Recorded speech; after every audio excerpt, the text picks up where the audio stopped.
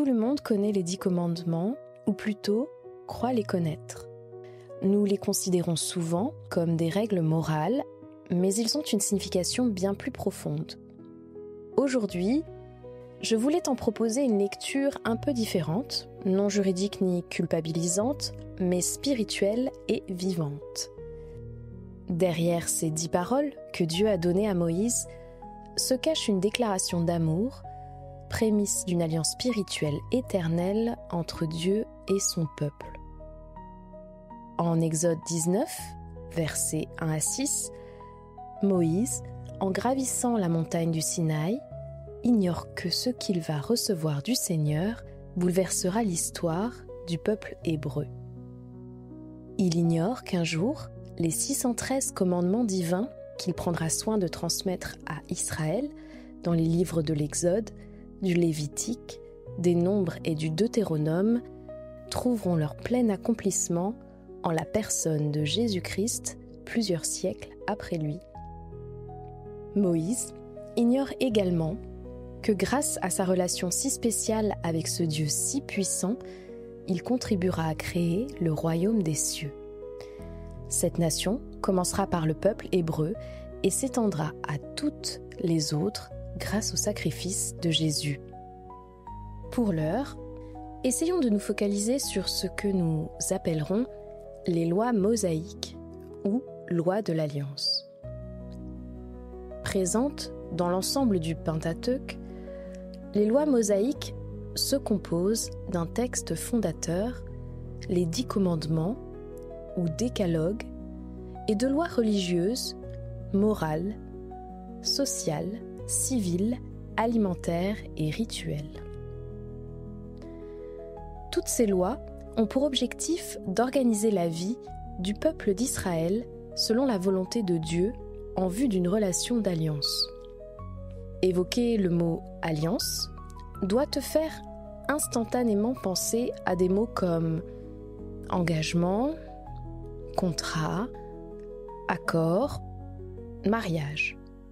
D'ailleurs, pour ce dernier mot, je suis certaine que tu visualises l'anneau que s'échangent les mariés et qui vient marquer l'engagement relationnel qu'ils prennent l'un vis-à-vis de l'autre pour le meilleur et pour le pire jusqu'à ce que la mort les sépare. Par le biais de l'échange des alliances, les 2 époux signent symboliquement un contrat qui les engagera à se respecter, à rester fidèles et à se porter assistance en cas de difficulté tout au long de leur vie terrestre.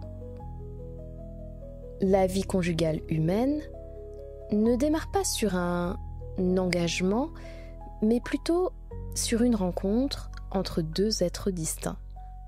Au fil du temps, et à force de patience, cette relation amoureuse naissante pourra évoluer vers le mariage, symbole de la volonté de construire une vie commune.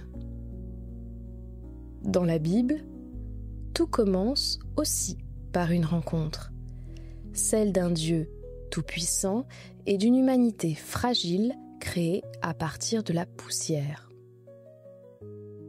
Leurs premiers pas ont lieu dans le jardin d'Éden. Il n'existe ni distance, ni loi. La relation est simple et authentique, la communion est naturelle.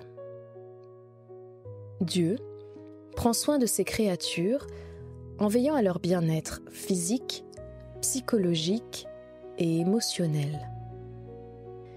Il ne leur fixe qu'une seule limite, celle de ne pas manger le fruit de l'arbre de la connaissance du bien et du mal. Il prend aussi le temps de leur expliquer avec bienveillance la raison pour laquelle il a établi cette interdiction. Manger de ce fruit, c'est mourir.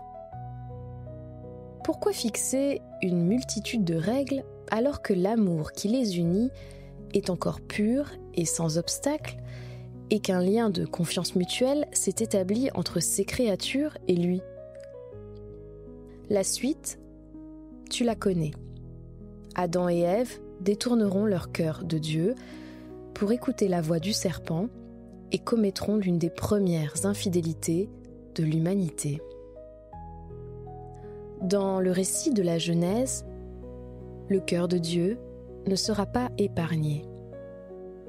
Cet être saint, pour qui l'idée même du péché est insupportable, sera le témoin des pires atrocités humaines. Meurtre, corruption, et un peu plus tard, inceste et viol. Face à ces principes de réalité propres à la nature humaine, Genèse 6, versets 5 à 7, nous dévoile les conséquences directes qu'ont eues les actions irréfléchies des êtres humains sur le cœur de leur Créateur. Ce dernier en souffre tellement profondément qu'il envisage même de détruire toute sa création en la balayant d'un revers de la main. Il est écrit que l'Éternel vit que la méchanceté des hommes était grande sur la terre et que toutes les pensées de leur cœur se portaient chaque jour uniquement vers le mal. L'Éternel se repentit d'avoir fait l'homme sur la terre et il fut affligé en son cœur. Et l'Éternel dit : J'exterminerai de la face de la terre l'homme que j'ai créé, depuis l'homme jusqu'au bétail, aux reptiles et aux oiseaux du ciel, car je me repens de les avoir faits. Ici aussi, la suite, tu la connais. Le Seigneur rencontre Noé. Il décide d'épargner l'humanité et envoie le déluge pour nettoyer la terre du péché. Avançons maintenant dans le récit biblique. Arrêtons-nous sur une nouvelle étape de la relation entre Dieu et l'humanité. Au fil du récit biblique, le Seigneur rencontre d'autres hommes imparfaits, mais enclins à lui faire confiance. C'est notamment le cas d'Abraham. Cet homme de foi décide de tout quitter pour suivre un Dieu qu'il ne connaît pas, mais en qui il choisit de placer sa confiance pour avancer dans l'inconnu. Genèse 12, versets 1 à 3, raconte que l'Éternel dit à Abram : « Va-t'en de ton pays, de ta patrie et de la maison de ton père, dans le pays que je te montrerai. Je ferai de toi une grande nation et je te bénirai. Je rendrai ton nom grand et tu seras une source de bénédiction. Je bénirai ceux qui te béniront et je maudirai ceux qui te maudiront. Et toutes les familles de la terre seront bénies en toi. »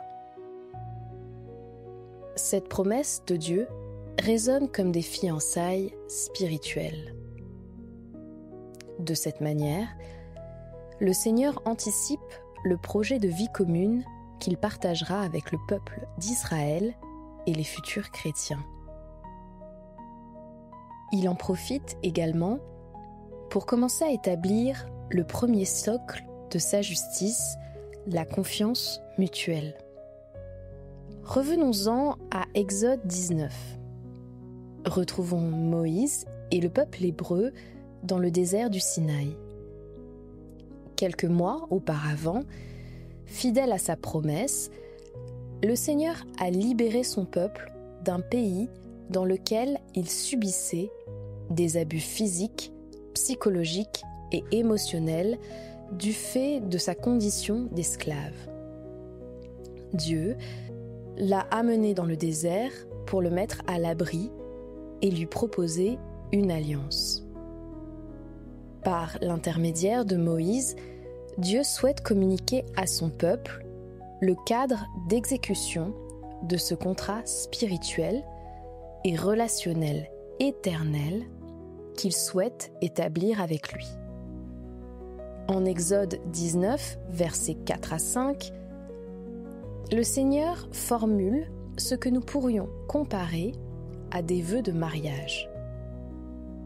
Il rappelle au peuple hébreu comment ils se sont rencontrés et les moments de vie qu'ils ont traversé ensemble. Vous avez vu ce que j'ai fait à l'Égypte et comment je vous ai porté sur des ailes d'aigle et amené vers moi. Maintenant, si vous écoutez ma voix et si vous gardez mon alliance, vous m'appartiendrez entre tous les peuples, car toute la terre est à moi. Vous serez pour moi un royaume de sacrificateurs et une nation sainte. Le Seigneur désigne Moïse comme son porte-parole auprès du peuple. Le prophète aura comme mission de transmettre les conditions de l'engagement au peuple hébreu. Il devra recueillir son consentement avant d'en référer au Seigneur. Exode 19, versets 7 à 9, raconte: Moïse vint appeler les anciens du peuple, et il mit devant eux toutes ces paroles, comme l'Éternel le lui avait ordonné. Le peuple tout entier répondit: Nous ferons tout ce que l'Éternel a dit. Moïse rapporta les paroles du peuple à l'Éternel. Cela ne te fait pas penser aux échanges des vœux entre les futurs mariés? Ce consentement mutuel sera le point de départ de la rédaction du texte fondateur des lois mosaïques, le Décalogue. Le savais-tu? Dans la tradition hébraïque, le chiffre 4 symbolise l'universalité, les 4 directions de l'univers, les 4 coins de la terre et les 4 saisons. Ce chiffre n'est pas sans rappeler les 4 lettres du tétragramme Yahweh, YHWH. Le chiffre 4 vient également mettre en relief l'omniprésence de Dieu. Au travers de ces 4 premières paroles, Dieu se dévoile dans sa sainteté, sa fidélité, son altérité, mais aussi dans son désir d'être placé au cœur de la vie de son peuple. Le premier commandement rappelle la souveraineté absolue de Dieu et la relation exclusive qu'il souhaite établir avec son peuple. Ce passage n'est pas sans rappeler le tout premier verset du Shema présent en Deutéronome 6. Écoute, Israël, l'Éternel, notre Dieu, est le seul Éternel. Dieu est le créateur et souverain de l'univers. C'est pourquoi il exige que son peuple lui réserve l'exclusivité. La nature même de Dieu le rend fidèle à ses engagements. Il connaît la nature infidèle de l'homme pour l'avoir expérimentée dès le Jardin d'Éden. Dans le cadre du respect de l'alliance, cela signifie qu'aucune autre relation ou priorité ne doit venir interférer avec l'engagement entre le Seigneur et les membres de sa nation. Cette union entre Dieu et son peuple relève de l'ordre du sacré.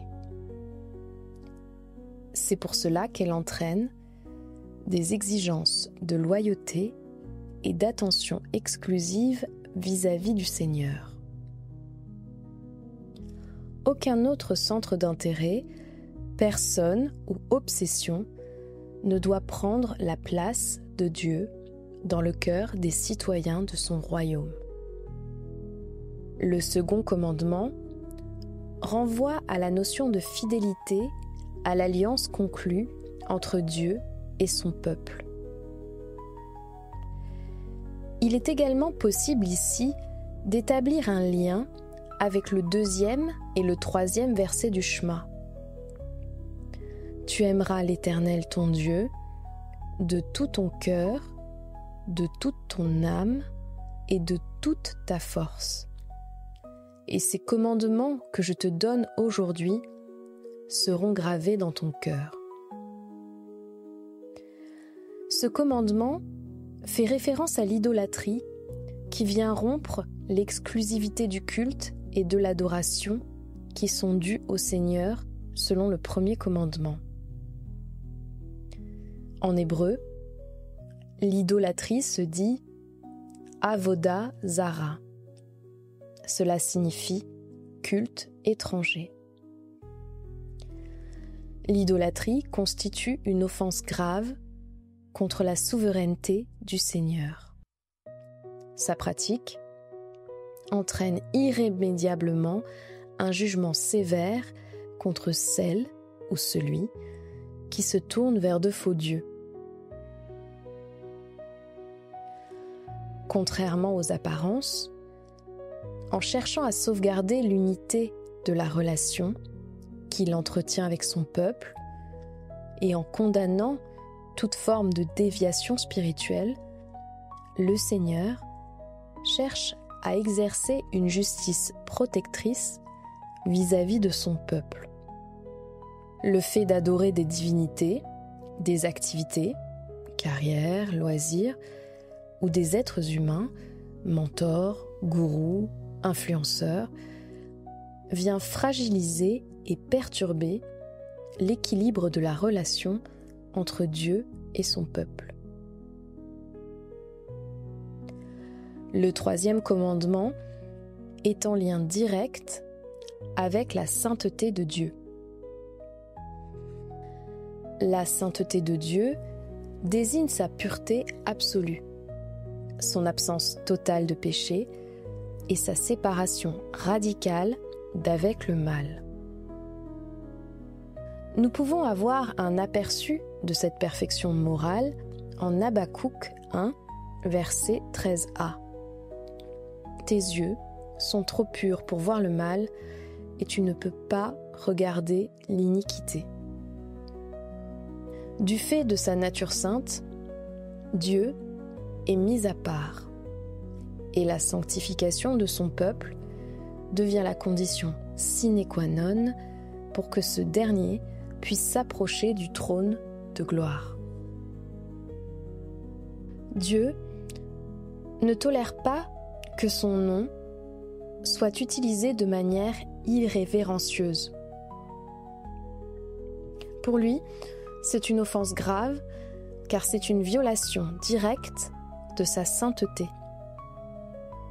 Ce manque de respect envers sa sainteté peut s'exprimer par des actes ou des paroles irréfléchies. Il est important de veiller à respecter ce commandement car le Seigneur exercera sa justice pour préserver le respect qui lui est dû et il veillera toujours à punir, d'une manière ou d'une autre, les transgressions de ceux qui abusent de sa sainteté.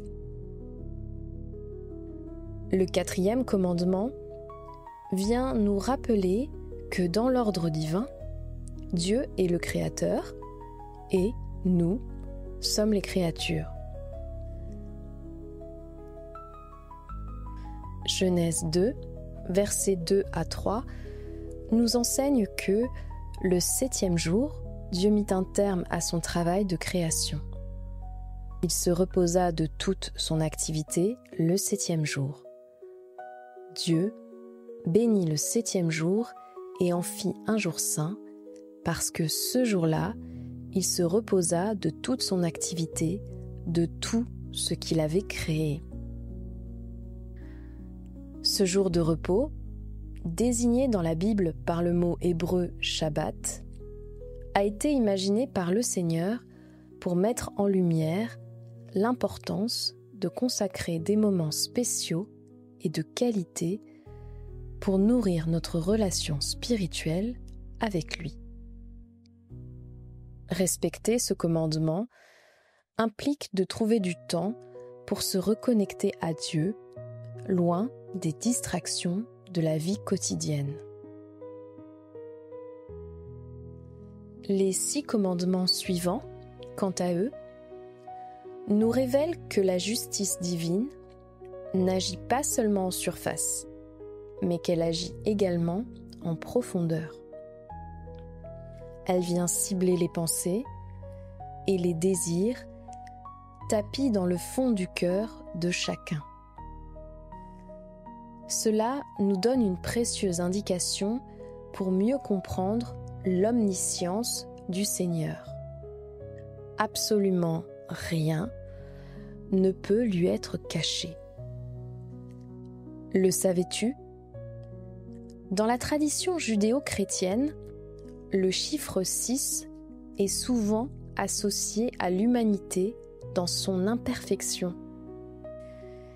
Créé le 6e jour, l'être humain est bon, mais pas encore accompli sans Dieu. Le chiffre 6, placé juste avant le chiffre 7, symbole de la plénitude divine, suggère une incomplétude, une tension entre l'image de Dieu en l'être humain et les tentations de se suffire à soi-même. Dans Apocalypse 13, verset 18, le 666 devient l'expression ultime de la rébellion humaine face à Dieu. Une humanité qui s'érige en autorité suprême. Ce chiffre révèle une dérive du cœur humain qui, lorsqu'il est coupé de son Créateur, peut devenir oppresseur, orgueilleux, violent, déformant ainsi l'ordre voulu par Dieu.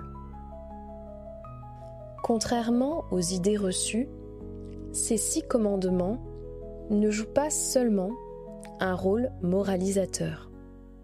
Le Seigneur les utilise aussi comme un miroir spirituel révélateur de ce que le cœur humain produit quand il vit hors de la communion avec Dieu. Une fois encore, le but ultime de ces 6 commandements n'est pas de condamner, mais de conduire à la vérité et à une prise de conscience du besoin de transformation intérieure. Ce miroir vient refléter notre incapacité à aimer parfaitement et ouvrir la voie à la grâce divine. Le Seigneur utilise le 5e commandement pour illustrer le rejet de l'autorité parentale et par extension de l'autorité divine. Ce désir d'indépendance absolue vient illustrer l'orgueil d'un cœur humain qui cherchera toujours à suivre sa propre loi. Ce commandement se distingue des autres car il est le seul à contenir une promesse explicite: la longévité dans le pays promis. Ici, le Seigneur cherche à établir un lien direct entre la qualité des relations familiales et la stabilité d'une société. La famille est le premier lieu de la transmission, de la vie, de l'identité et de la foi.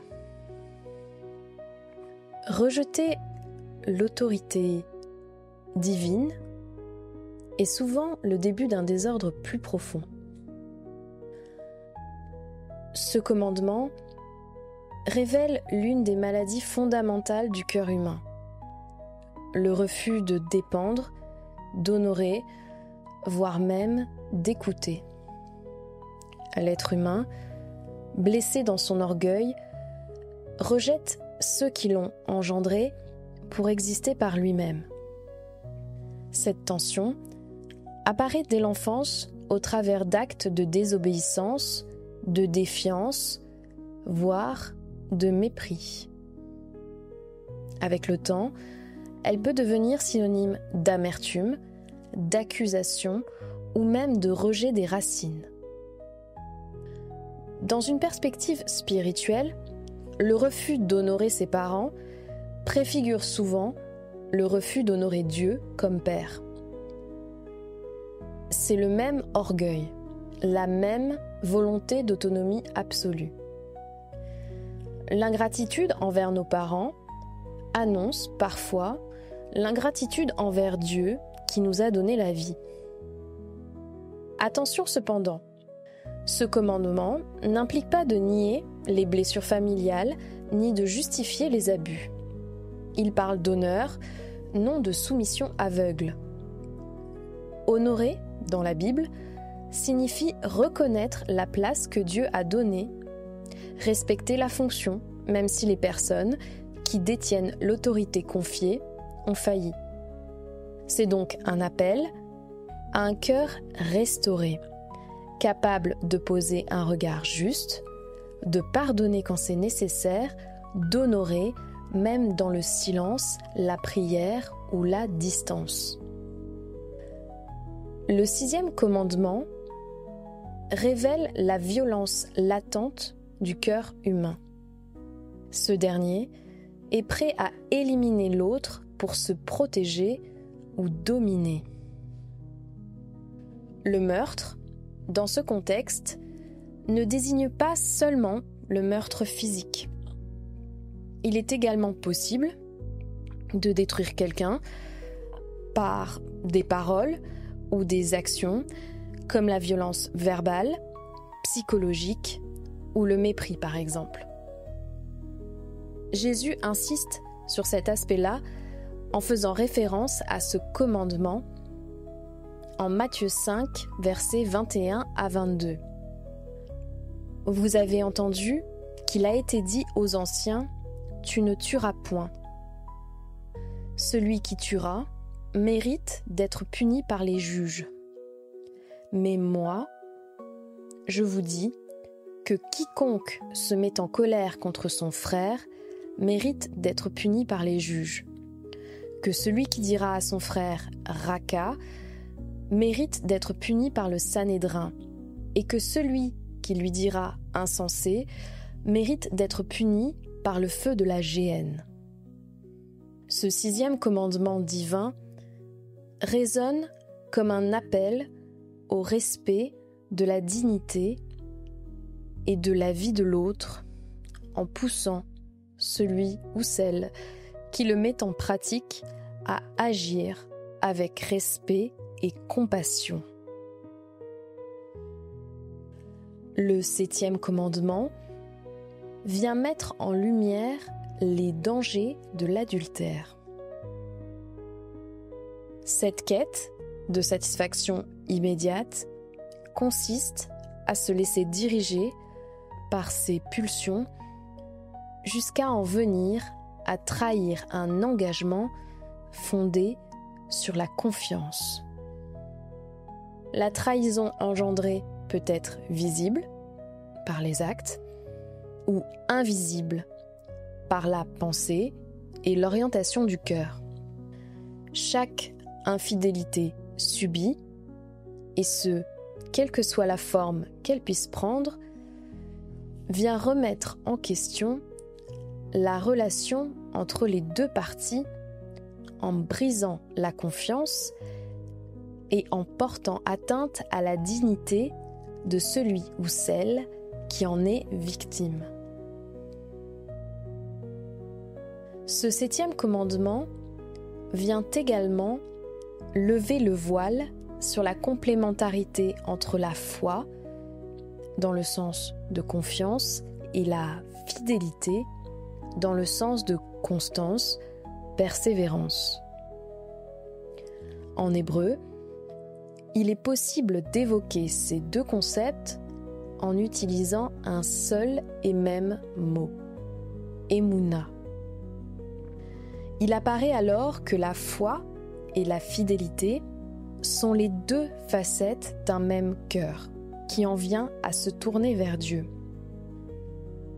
La foi commence par la confiance et la fidélité la fait durer dans l'obéissance, la persévérance et l'amour.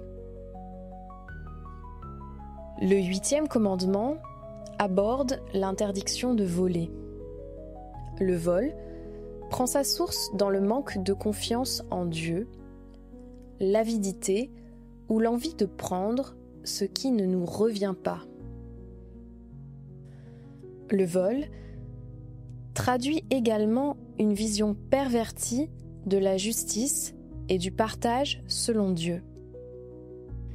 Une nouvelle fois, le vol, dans ce contexte, est à envisager dans un sens plus vaste que le simple fait d'être dépossédé d'un objet matériel. Il peut aussi être interprété comme une violation de l'intégrité de l'autre. Cette ouverture sémantique permet d'inclure le fait d'accaparer à ses propres fins l'énergie émotionnelle, l'intimité ou l'amour de l'autre. Par exemple, la manipulation psychologique peut, dans ce cadre, être considérée comme une forme de vol immatériel, portant atteinte à la dignité de celui ou celle qui en est victime. En éditant ce 8e commandement, le Seigneur s'assure qu'il n'y ait ni exploitation d'autrui, ni abus d'aucune sorte entre les membres de son alliance. Il introduit également un aperçu de l'aspect réparateur et restaurateur de sa justice. Un exemple assez marquant de cette forme restauratrice de la justice divine réside dans le livre de Job. Job est un homme intègre qui respecte les règles du Seigneur. Le Satan lui dérobe tout ce qu'il possède: santé, famille, richesse, dignité. Au moment de rendre sa justice, le Seigneur lui restituera le double de ce qu'il avait perdu. Le 9e commandement met en lumière la duplicité du cœur humain, capable de bafouer la vérité pour préserver son image ou nuire à l'autre.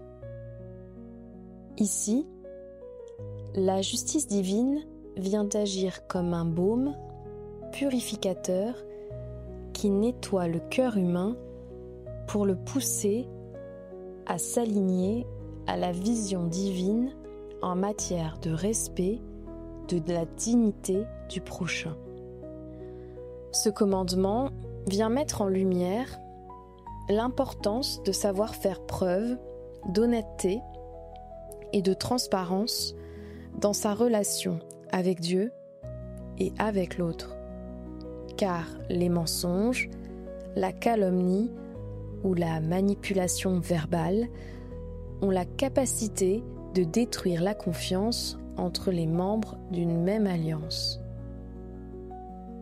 La conséquence directe du non-respect de ce 8e commandement est l'installation d'un climat relationnel toxique. Or, une alliance, qu'elle soit spirituelle ou humaine, ne peut perdurer dans la durée si elle n'a pas été établie sur des bases saines, ayant pour moteur le respect de la vérité. Le 10e et dernier commandement va plus loin en dévoilant la racine des péchés précédents. En pénétrant dans l'intimité des pensées humaines, il vient révéler un cœur humain aussi envieux qu'insatisfait, obsédés par ceux qui ne possèdent pas. Cet ultime commandement vient souligner que le désir ou la convoitise sont dangereux car ils peuvent détourner une personne de son engagement initial vis-à-vis de Dieu. Ce comportement impacte négativement la relation avec le prochain. Le Seigneur lance un appel à garder les yeux fixés sur son œuvre tout en cultivant une attitude de reconnaissance envers son action spécifique dans la vie de chacun. Aussi, tu l'auras compris, contrairement aux idées reçues, les 10 commandements ne cherchent pas à régir la société comme la plupart des lois humaines, mais souhaitent avant tout restaurer le lien originel qui unissait chaque être humain à Dieu dans le jardin d'Éden.